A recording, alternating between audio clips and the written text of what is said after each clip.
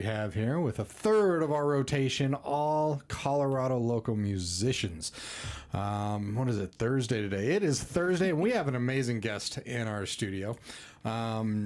She actually was a part of a Sunday sit down a little while ago, and it's just such an honor to have her back in. We have Heather Schreck, who's a community engagement manager at Safehouse Denver. You can go to www.safehouse-denver.org for this organization. Heather, thank you very much for coming back. Yeah, it's so good awesome. to see you. Yeah, you as well. Man, it feels like it's been forever. We were just talking about this, but it's only been a few months. Only been a few months. You're in a new space, which I'm absolutely loving. And all of a sudden now we're in fall. So we are. We don't know how that happened, but it's great to see you as always. Are you excited for fall or no? Oh, yeah. Okay. Yeah. All After right, spending the summer under a canopy tent in the heat, I'm actually craving snow at this point. The summer in a canopy tent under the heat. That sounds interesting. Yeah. Welcome to community engagement land. Oh, yeah. There you go. Well, for those listeners that don't know, through our audience, tell us a little bit about Safehouse Denver and when it all started, because I think it's almost as old as I am. It's actually a little younger than me. So we were started in 1977, and we're one of the oldest domestic violence agencies in the country.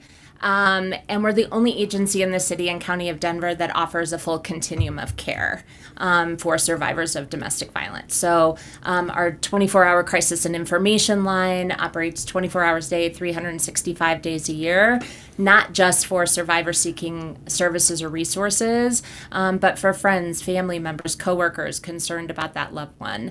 Maybe you've done a community engagement or a presentation with us and then have questions afterwards. That is what that line is for. We work with a language line, so we're able to support anybody of any faith because this is an issue that can affect anyone. Right.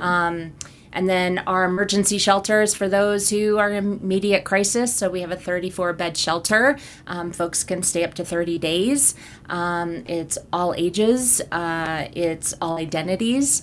And they're provided that support within that 30 days, paired with an advocate. We work in a trauma-informed lens, meaning we allow that survivor to guide us on what they're looking for. So maybe that's legal resources, maybe that's employment or housing or food or healthcare. Then their advocate would work with them in providing them those resources. If they're a survivor who's needing additional support, then their advocate would sit with them to make those calls with them. We do group sessions with them as well. Counseling and advocacy is our other program. This is for folks who do not need housing, or maybe you're a survivor who hasn't left their relationship yet. Right. So we work with them on safety planning and de-escalation. We have group sessions as well. So one of our advocates runs an amazing art group on Mondays that allows survivors to heal through that art piece or through that art process. Transitional housing. Housing is the largest barrier to folks leaving. So we have what we call our extended stay program, which is a 6-unit, 2-bedroom apartment building, fully furnished. So maybe one of your goals while you're at emergency shelter was to save up money for an apartment building or apartment. It'd be nice if you could have, buy an apartment building. But maybe extended stay program is, an option for you. And so you can stay up to 3 months, like I mentioned. We'll provide you with 2 weeks of groceries.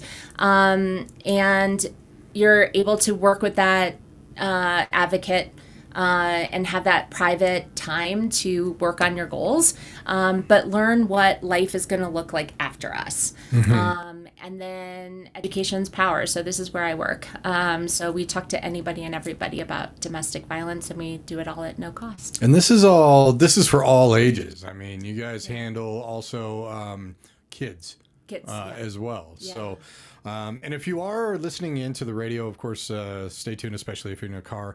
But you can always switch to K4CO Radio, our social media platforms. If you have a question, just throw them in the comments, and our producer will alert me to those. 24-hour crisis line, you just mentioned that. That's all over your website, safehouse-denver.org, 303-318-9989.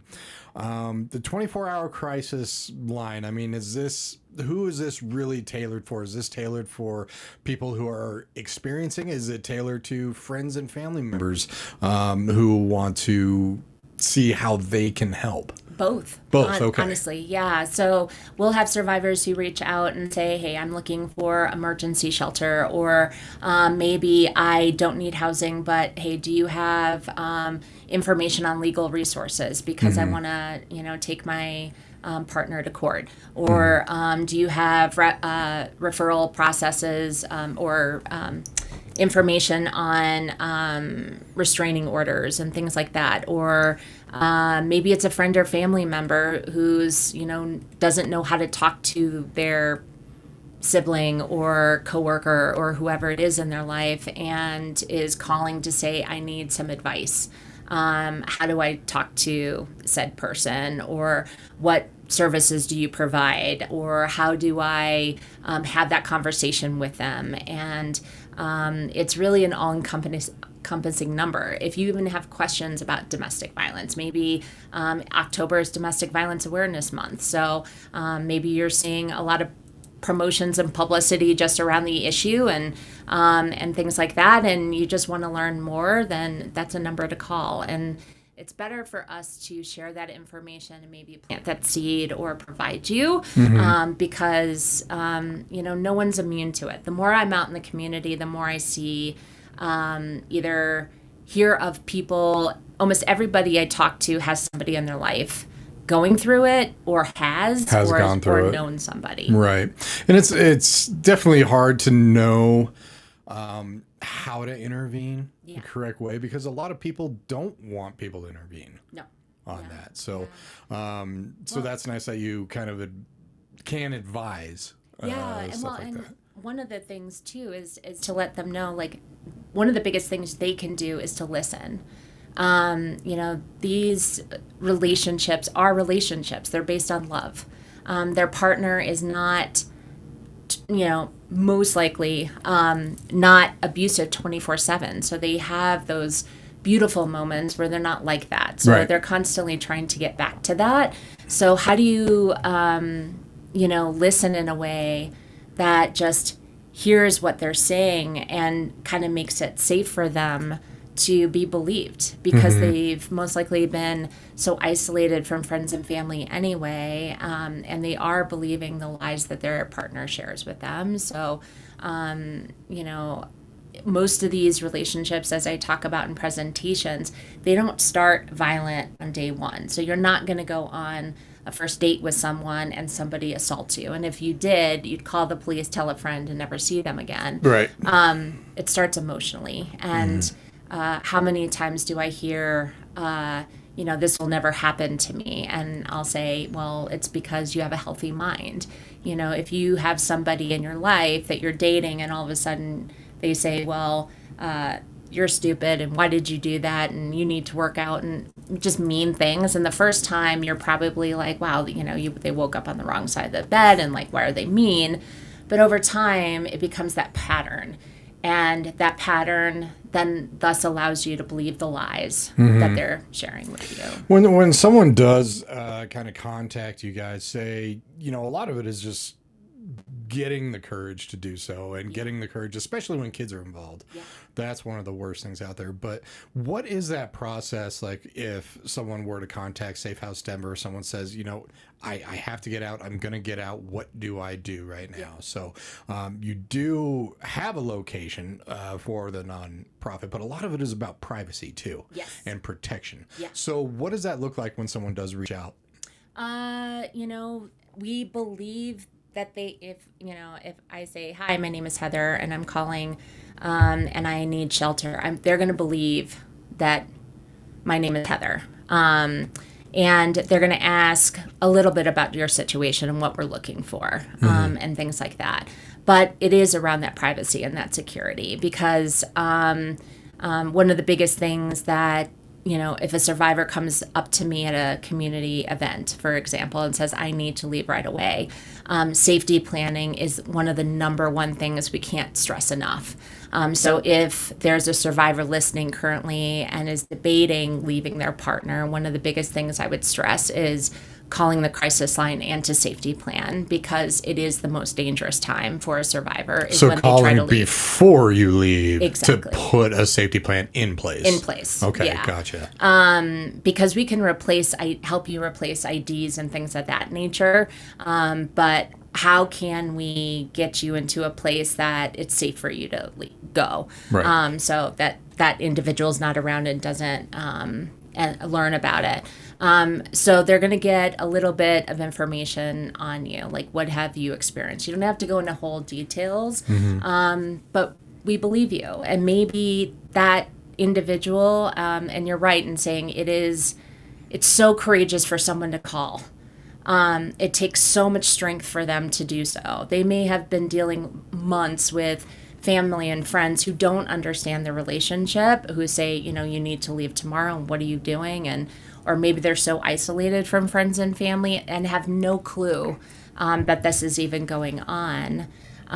So that advocate on the line could be the first person that actually they've talked to about it and actually believes them. And that's what they get, is they have that safe person who believes in whatever they're looking for. And how long have you been in Safehouse?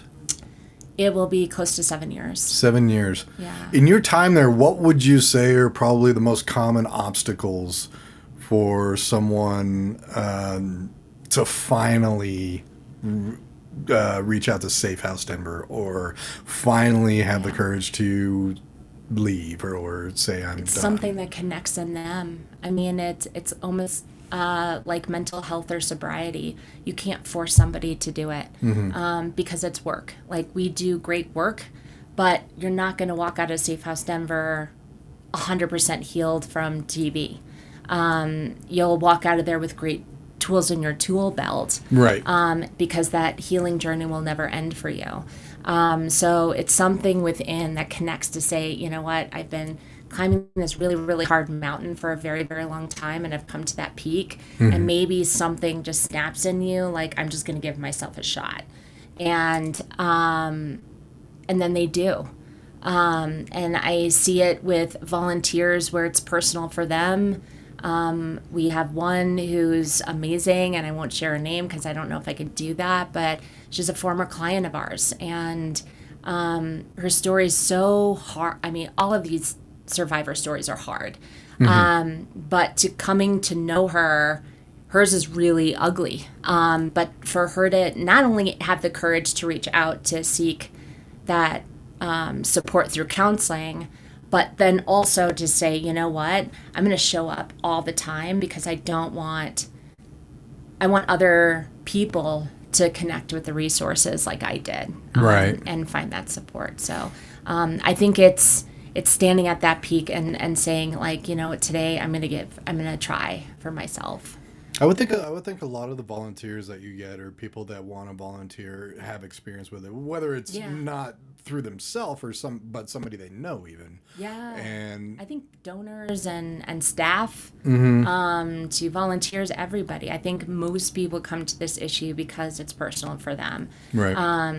They've known somebody, they've lost somebody, they've had it happen to themselves, they volunteered on a crisis line in college, and somehow those calls meant something to them. And same thing with donors. It's very, very powerful, and it's some of the most inspiring group of people I've ever witnessed, because two that I know of and have come to know us very, very well lost their siblings to this issue, and coming to know a lot of people that have lost people, or like I said, you're constantly running into people who are dealing with it, and sometimes generationally. So I dealt with it, my mom dealt with it, now my daughter's dealing with it, and it's crazy to me that in almost 2026 we're still dealing with it. It's mind-boggling to me. It's very interesting to me, the pattern that you point out as well, Yeah. where it's almost like gravitating to it Yeah. on that. And I take it like the 24/7 crisis hotline. I mean, you have volunteers that answer that for you. That's Staff. one of the job. Okay, so Yeah. that is staff. Yeah, staff Okay. and well, now we're looking at bringing back volunteers. We haven't done that since the pandemic, and finally going to open it up again. But yeah, What different capacities can volunteers help out with? Yeah.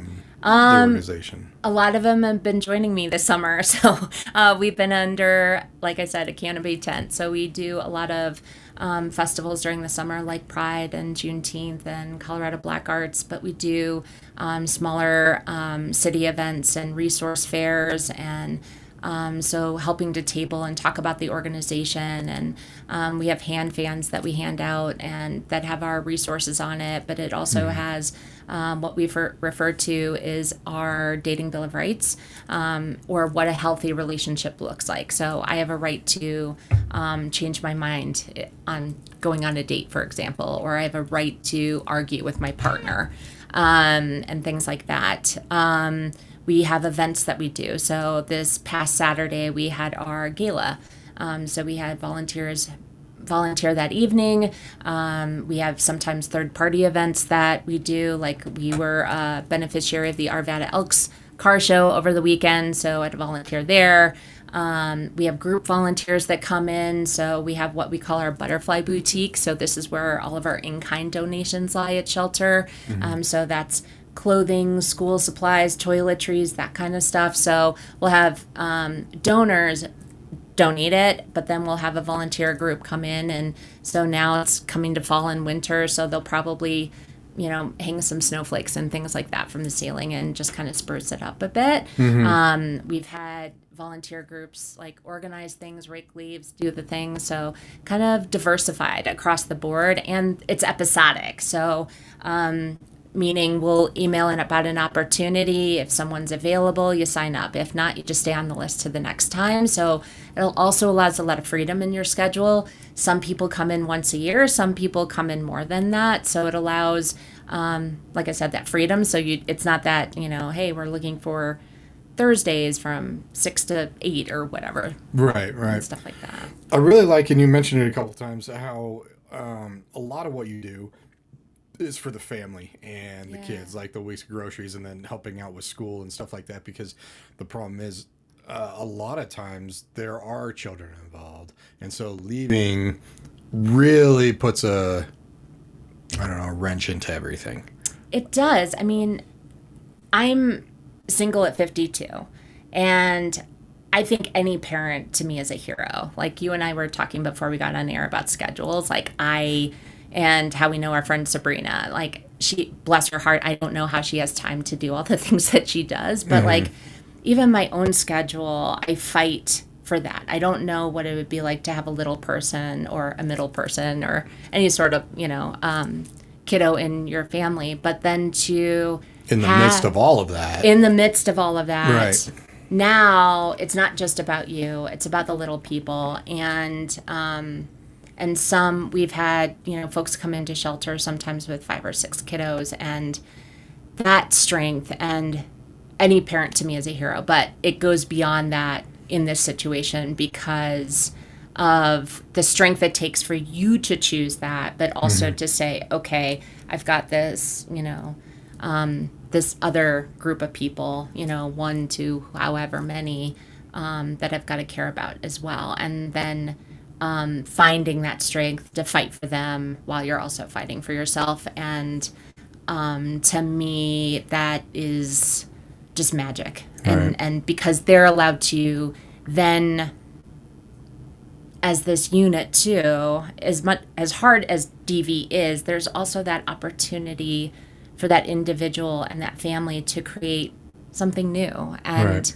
I think we all talk about the ugly part of DV, but then there's also beauty in it and like what you can create, and people who do come out the other side, and people who do go on to healthy relationships, or people who do go on to graduate college and create, new careers and do amazing things. And, one of, like Arvada Elks, one of the women who's a part of Arvada Elks is a former client of ours.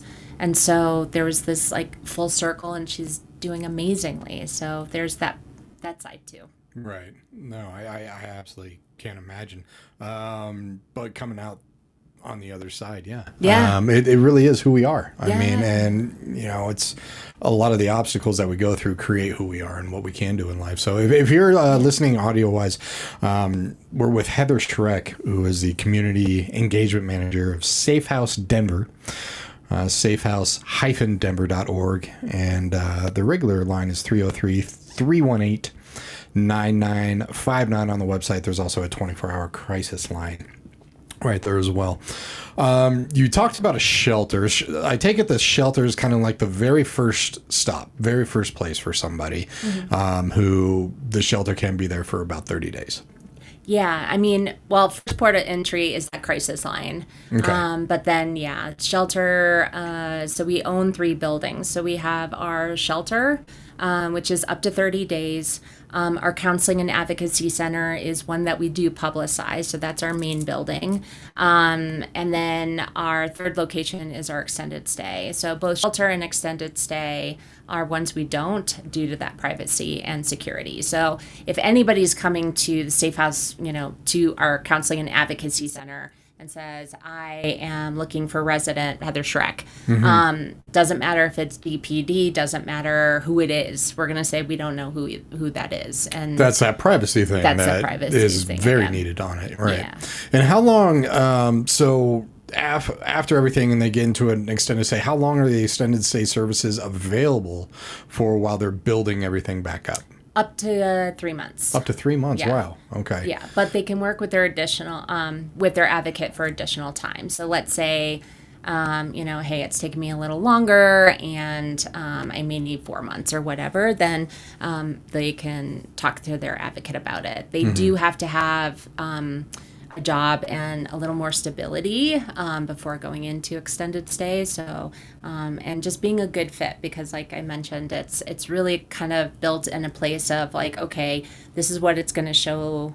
This is what your experience is going to be like after us. Right. So like, are you in that great space? And a lot of it is kind of training them to then leave the extended stay. Yeah. On themselves. And going on to, stable housing, whatever that may look like for them. And then we can support them on and looking for that, is that applying for different benefits and things like that? Or is it, hey, I'm going to be moving southern Colorado or out east to, near friends and family or whatever the case may be, and all of that. I'm curious if Safe House Denver works with local law enforcement when it comes to, the only thing I'm thinking about is children. I think children are probably the biggest, not obstacle, but reason why the split doesn't happen.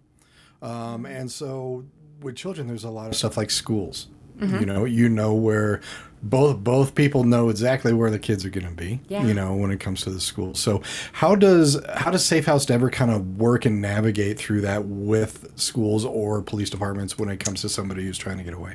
Yeah, we don't share any of it. So, some kiddos will come to us. Just because we're based in Denver doesn't mean you have to be a Denver resident. So we've had survivors come from Wyoming and drive here, or Utah. Wow, out of state, okay. Or other parts of the state. And it's because it's on that first come, first serve. But yeah, no, we don't share that information. So sometimes we have kiddos that are in the school area that we know of, and sometimes they're enrolling because they're not a part of that. So it is really, we don't keep that paper trail and try to keep it as secure as possible. So anybody coming into shelter is signing confidentialities of not sharing information or sharing information about residents and things like that as safe and secure as possible. It's part of also the reason why if you have stalking concerns, we don't we find other options for you other than ESP because it's not a building we staff 24/7. So if you do have stalking concerns, then we would look for other alternatives for you. Right. So even all the way up to, I mean, kids could even switch school districts during this whole process. Yeah. So gotcha. Absolutely. I'm curious as to you. You've been there 7 years, right? Almost, yeah. Almost 7 years. What brought you personally over to Safehouse to want to do this, to connect with this type of organization? I'm a Gen Xer, so Me too. Yep. the famine in Ethiopia really kind of rocked me in wanting to help the world. But it wasn't until I experienced emotional and financial abuse myself that I had really wanted to find an organization like this to work for. When I worked and lived in Los Angeles, I'd wanted to volunteer for an organization like this, just to help stop violence against women. Happens to everybody, but the numbers are higher for women. But yeah, it was that personal experience and understanding when I say to people and talking about believing the lies, that's what I mean. I know what that's like personally. I know what it's like to hear really terrible things and then believe everything that individual has said to you, and untangling that and trying to get out of it to rebuild yourself. And like my contact and I were talking about on Saturday is that I wish the things that had happened to me didn't happen, but I'm also really proud of the woman I've become because of it. Because you can't go back to who you were. It doesn't exist anymore because you've experienced so many things. Right. I think my therapist had explained emotional abuse. And this is why when I do presentations, I always try to bring up the emotional side. I think too many times when we think about domestic violence, we're talking about the physical. Right. But emotional abuse is like fish hooks. So imagine if your partner or whomever is saying that you're unworthy. And anytime they've said you're unworthy, that's a fish hook.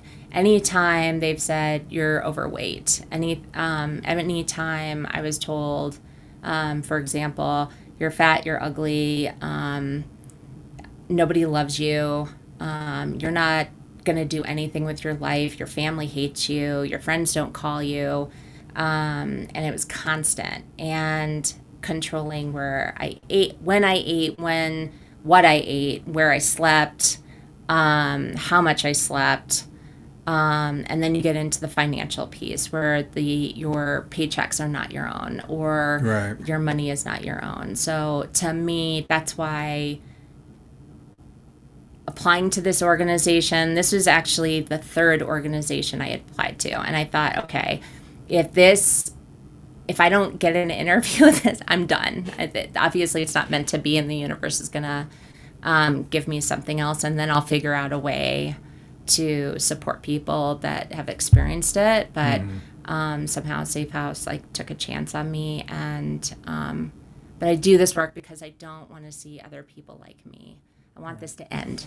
I don't do this work because I want to do it forever. I want to get to a point where I'm unemployed. I think that's the purpose of nonprofit, is that you are getting to a point where DV is gone and you're like, hey, this issue's good, so I'm going to go work over here now. But I think that personal, when people come up to me at the table, or I can see the fear, or when I'm tabling Pride this year and I had this individual just in tears and could not speak to save their life, couldn't share it, couldn't talk about it, because I know it can be for a lot of people but they took information, did a little prayers and then walked off. That's somebody that needs us but isn't ready yet. And Right. so I want to kind of give voice to those people too. You get a lot of voice and a lot of people through events. You guys do a lot of events. You even have events coming up this weekend. Yeah, so we are the beneficiary of the Ripple Effect, which is a real estate conference of sorts to really kind of help build you up. And the woman who is behind it stayed with us. So she's, with her mom when she was younger, and wanted to give back. So part of this conference is coming to us and to Dress for Success.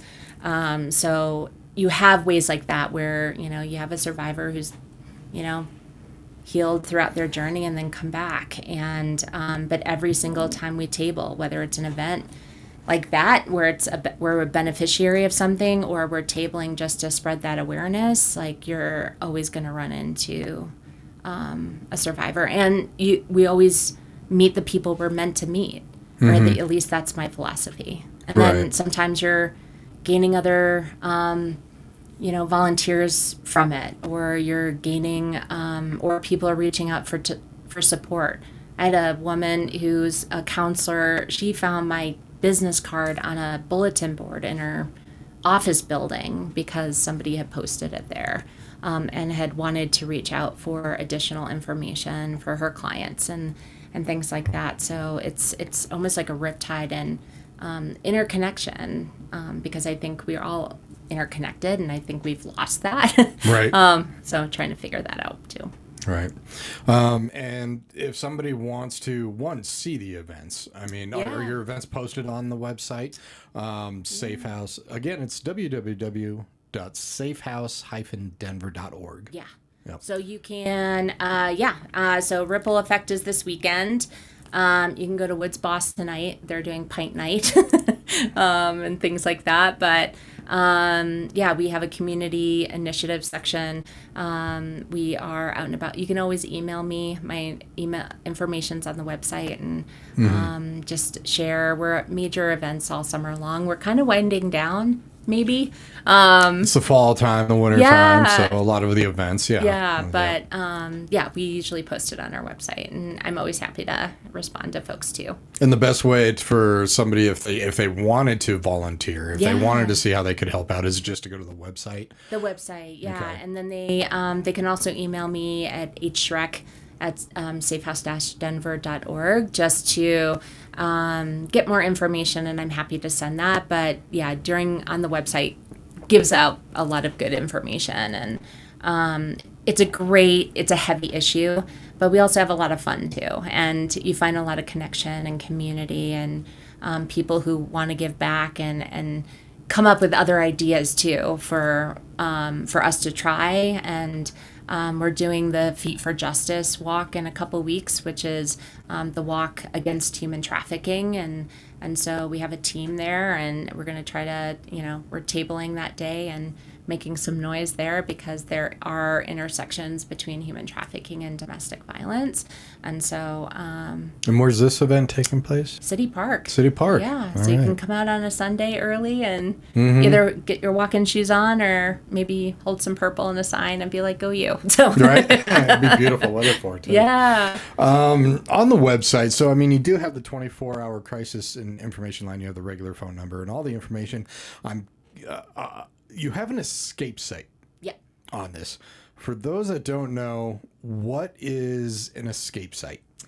It's for safety and security. So let's say you are a survivor and you're Googling information. You're like, okay, I want to find out, like, how would I reach out for support? And all of a sudden you hear something. So you can click that button. Let's say your partner walks in the room. You can click that, and it erases browsing history, and so it just keeps that safety and security and that privacy for you, so that it's just that extra layer. You'll see that when it comes to services for this kind of issue, or sexual assault and things like that. So most sites have this escape little site thing that'll delete your browsing history, especially when you're talking on that safety issue for folks. That's very. Yeah. That's interesting. Yeah. You can also donate through this website. Where I take it all all the funds go through all these wonderful programs that you do. But Yeah. I mean, the 2 weeks of groceries and everything, to the extended stay, to all A night this of stuff. shelter, a night of shelter is like $107. And so almost like pretty much every time you donate $100, like you've just saved someone's life. Oh, just $100. Just $100. And that's what it goes to. Right. I think a little over than that provides counseling. So all of this is life-saving stuff, and it's not just that, it's also providing hope through that healing process and showing you believe in those individuals and things like that. So but also believing those who call the line and to the family and friends and coworkers to say, hey, we hear you and we see you, and let's provide you that information. Or maybe you're providing money for sending an advocate to do a presentation to a hospital. Right.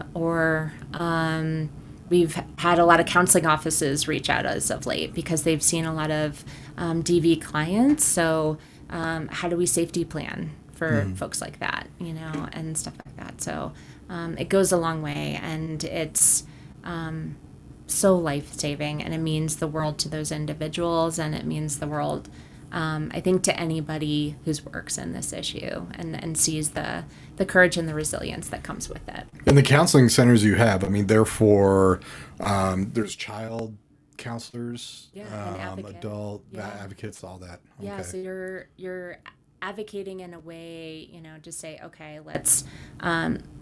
If you're hearing from somebody, well, I can't leave my partner yet because it hasn't gone to physical abuse, and we hear that a lot. So Okay. like, how about we go back to what a DV? Let's talk about a domestic violence 101 and really understanding what your partner is doing. Right.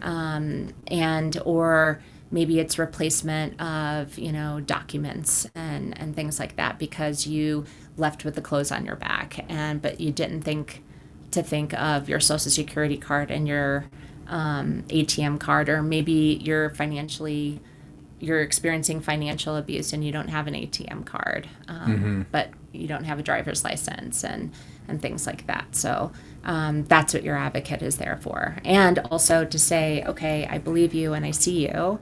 So what do you want?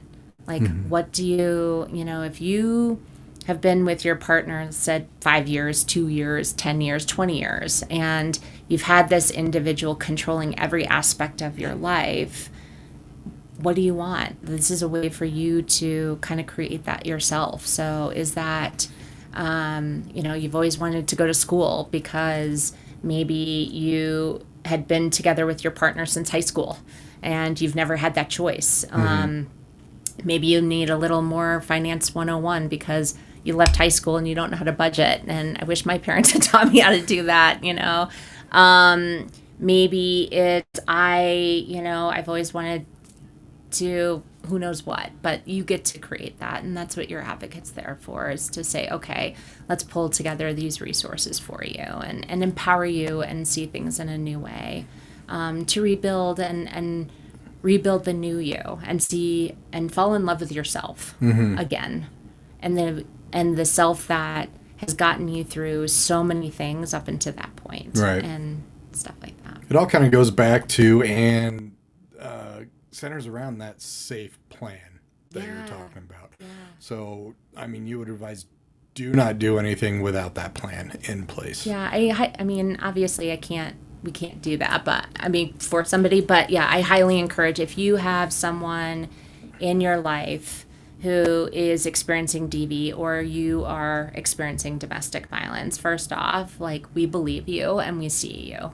And whether that's emotional abuse or financial abuse or sexual abuse or physical abuse, any combination, one thing, whatever the case may be, you have a right to dignity and safety and love and all the things. And I encourage safety planning because, you're worth all of the dreams that you have within you. You just have not been able to see that for a while. And we understand the complexities of it. It's such a complex issue. And we understand if people return. We understand, we wish that people wouldn't return. But I think it's an average of 9 to 11 times before somebody leaves for good. 9 to 11 times. Yeah. Oh. And that's due to the threats and things from their partner. Or if you're looking at financially when things aren't great, abuse goes up. So if you, I did a presentation a couple of weeks ago and I said, if you're cutting SNAP benefits, that affects our clients. If you're cutting Medicaid, that can affect our clients. So all of these, if you're cutting utility support, that could cause an escalation within a client, with their partner and things like that. So, just safety plan. Find out the information. If you are a friend or family member wanting information for somebody, definitely take a hold of that information. If you see me out and about in the community, we've got the brochures and I'm happy to provide them for you. And I always mention to those folks, make sure that, you're having a safe space for them to have that information so that their partner is not finding that information as well. Right, exactly. And always remember that escape button on the website if you're doing that. Yeah.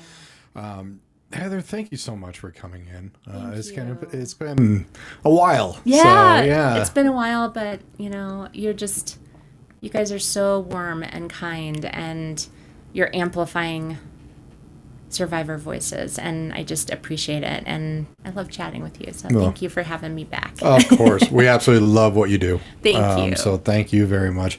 If you just kind of caught the tail end of this interview, do know it's going to be on the K4CO radio social media platforms for at least a month. And YouTube, it's actually forever. So go over to YouTube and subscribe so that you get that. If you or anybody is experiencing any form of domestic abuse, you can always go to safehouse-denver.org. Regular phone number 303-318-9959, and their 24-hour crisis line 303-318-9989. They've been doing this since 1990 or 1977.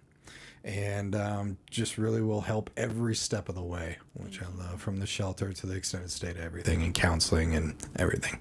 If you do want to help out, you can always donate, or even your time on it. So go to the website. Again, that's www.safehouse-denver.org. Thank you again so much for coming on in. Thank you. Yeah. Thank you for being a part of our family. You're very welcome. Take care, everybody. You're going to have an afternoon mix of music coming up here in a short amount of time from 2 p.m. to 5 p.m. And hope you have a great rest of the day. Take care.